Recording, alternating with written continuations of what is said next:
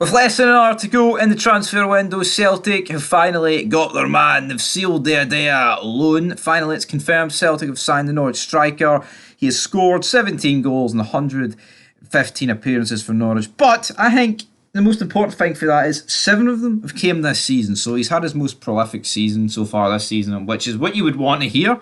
And he's gave his own thoughts about signing for Celtic. So let's dive straight into him. He says, "It's such a huge club with such a big history behind it. I can't even put into words what it's like to be at Celtic. My family and my friends are all delighted that I'm here. I just can't wait to get started. All of us back home support Celtic, so it's huge for me. And I'm so excited to be here. I want to play games. I want to help this team. And the aim for me is to win these 2 trophies. And I want to score a lot of goals for this club." He could score a lot of goals. Hell, he could win those 2 trophies. But I think what's upset Celtic fans most about this, he's got a lack of quality. His numbers aren't the greatest, but it's also the fact that there's no obligation to buy. It's simply just a 6-month loan or a 5-month loan, whatever way you want to look at it, taking you up to June, the end of the season. It's not like whoever.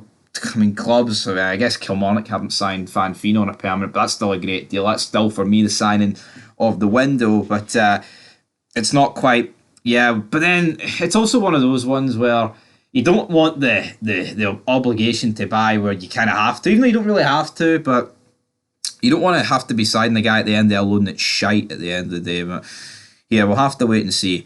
Maybe this guy will end up turning up an old firm and shutting me clean up. But also, he has 22 caps for the Republic of Ireland, which, not to bury them, but if it was like 20, even 10 years ago, even around Euro 2016, that would have meant something. But the Republic, out of all the home nations, are the worst or second worst. It's between them and Northern Ireland, obviously.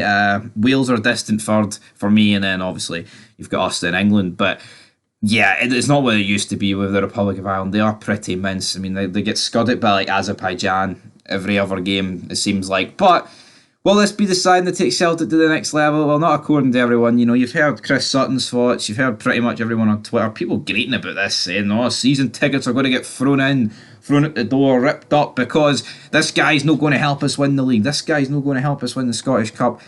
Is he an improvement on Ull? I don't think he is. And I think that's what I think Celtic needed someone an improvement on Kyogo. And yeah, Kyogo on his day, best striker in the league, but he's not had his day this season.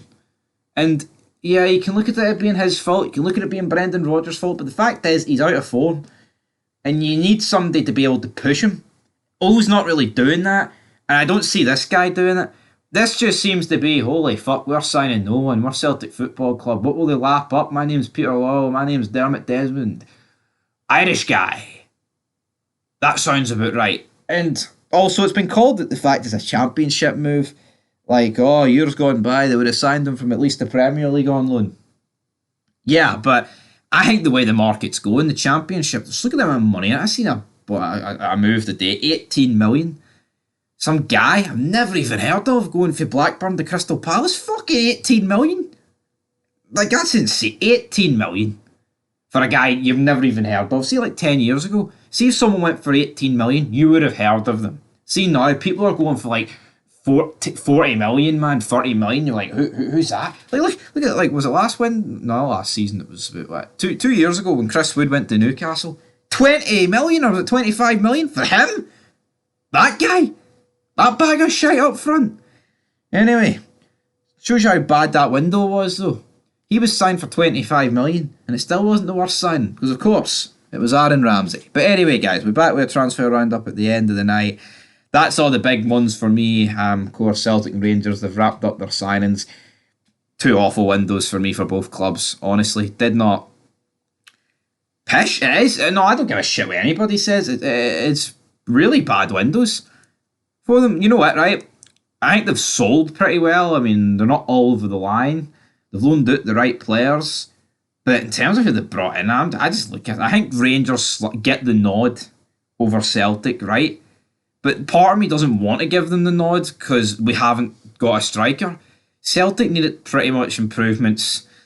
Goalkeeper, left back, you could argue depth at right back. You couldn't argue, you'd probably just say it. Midfield didn't really need anyone.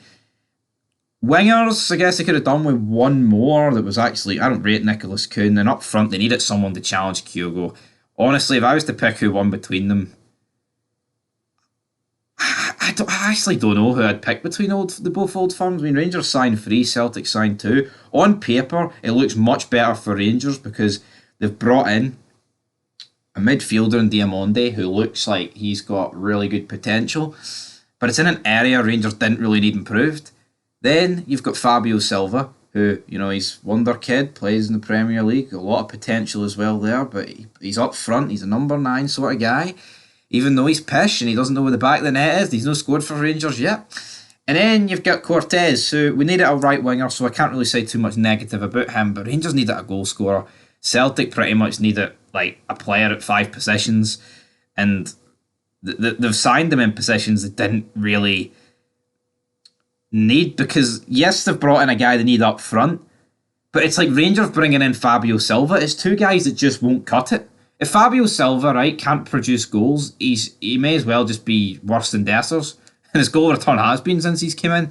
Obviously worse than Dessers, because Dessers has seemed to score every game since Fabio Silva came in. But anyway, guys, I'm sure there's a discussion and a poll to who won the window. We did put up a poll the other day, and it's up on the channel about who needed the stronger end or whatever. But yeah, we'll have to wait and see. It's a brand new day. We're not really going to know who had the best window until May. I said whoever won the window would win the league. And just like this season, I've fucking no idea who won the window. So we don't know who's going to win the league. It'll be interesting. But anyway, Idah, Adam, whatever you want to call me, signed for Celtic.